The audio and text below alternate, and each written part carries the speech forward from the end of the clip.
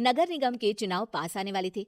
पूरे कानपुर शहर में टिकट को लेकर मारामारी शुरू थी, लेकिन सबसे ज्यादा चर्चा में वार्ड नंबर 40 की सीट थी। वो इसलिए क्योंकि इस बार वहां की सीट महिला के लिए आरक्षित थी। अब सवाल ये था कि चुनाव लड़ेगा कौन। इससे पहले ठाकुर साहब वहां से पार्षद थे और इस बार उन्होंने अपनी पत्नी सीमा ठाकुर को टिकट दिलवाई और ठाकुर साहब की शान के कारण सीमा जी ने 20,000 वोटों से चुनाव जीत लिया। अरे बधाई हो सीमा भाभी, अब तो आप वार्ड की पार्षद बन गई हैं। अब तो हमारे काम आप ही करवाएंगी। अरे ये तो सिर्फ नाम की पार्षद बनी है, वो तो महिला सीट आ गई, वरना पार्षद तो मुझे ही बनना था। अब भले ही चेहरा इसका होगा, लेकिन पावर तो मेरी ही होगी।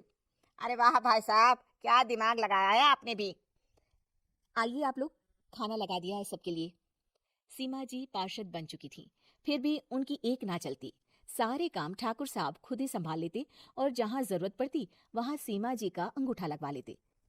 सीमा जी ज्यादा पढ़ी लिखी भी नहीं थी।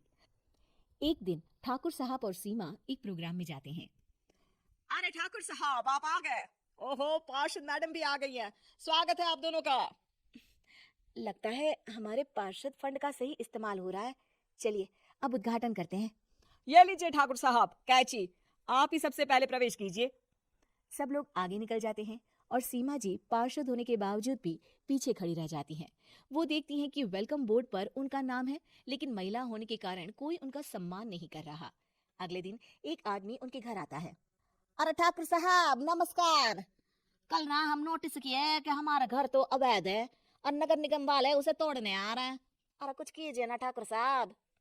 देखो भाई, मैं तो ज्यादा कुछ कर नहीं सकता, पर अगर तुम सबकी जेब गर्म कर दो तो कुछ हो सकता है। कुल मिलाकर 4 लाख लगेंगे। अरे 4 लाख ठाकुर साहब? अरे भाई, मैं अपने लिए नहीं मांग रहा हूँ। दरोगा है, इंजीनियर बाबू है, बड़े साहब है, सबको देना पड़ता है ना थोड़ा थोड़ा। बोलो है मंजूर? तभी वहां अचानक सीमा जी आ जाती है। अरे ये आप क्या कर रहे हैं? पहले इन्हीं लोगों से तो आपने वोट मांगे, अब इनसे ही पैसे ले रहे हो। अरे चुप रहो तुम। तुम्हारा काम है सिर्फ अंगूठा लगाना, तुम वही किया करो। मुझे दूसरा काम तुम मत सिखाओ, समझी? और तुम ना जाओ, अब पैसे लेकर आओ, वरना जेसीबी किसी भी वक्त आती होगी। सब कुछ ऐसे ही चलते रहता है। एक दिन सीमा जी और ठाकुर साहब को एक लोकल मीटिंग में बुलाया जाता है। वहां पर कई और अधिकारी लोग भी मौजूद रहते हैं। अब मैं चाहूंगा कि ठाकुर साहब हमारे बीच 2 शब्द कहें। मेरे प्यारे भाइयों और बहनों, आज मेरा सौभाग्य है कि मैं आप सबकी सेवा दिन रात कर पा रहा हूँ। आपने मेरी पत्नी को भारी मतों से जिताया है, इसलिए मैं आप सभी का शुक्रगुजार हूँ। मैं आप सबसे वादा करता हूँ कि हमेशा की तरह हमारे वार्ड में किसी को कोई तकलीफ नहीं आने दूंगा। सभी लोग तालियां बजाने लगते हैं। अब मैं माननीय पार्षद मैडम को स्टेज पे बुलाना चाहूंगा।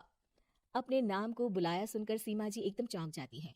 उन्हें बिल्कुल उम्मीद नहीं थी कि इतनी बड़ी जगह उन्हें मंच पर बुलाया जाएगा। जैसे तैसे वो मंच पर चढ़ती हैं। ऊपर जाते ही सीमा जी को सारी पुरानी बातें याद आ जाती हैं कि किस तरह उनके पति उन्हें कभी भी आगे बढ़ने नहीं देते और उनके नाम से गलत काम करते हैं।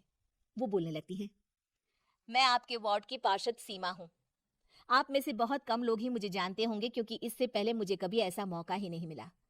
सारे मौके मेरे पार्षद पति यानी आपके ठाकुर साहब ही लेते रहे, लेकिन आज ये मौका मुझे मिला है तो मैं इसे ऐसे ही नहीं जाने दूंगी।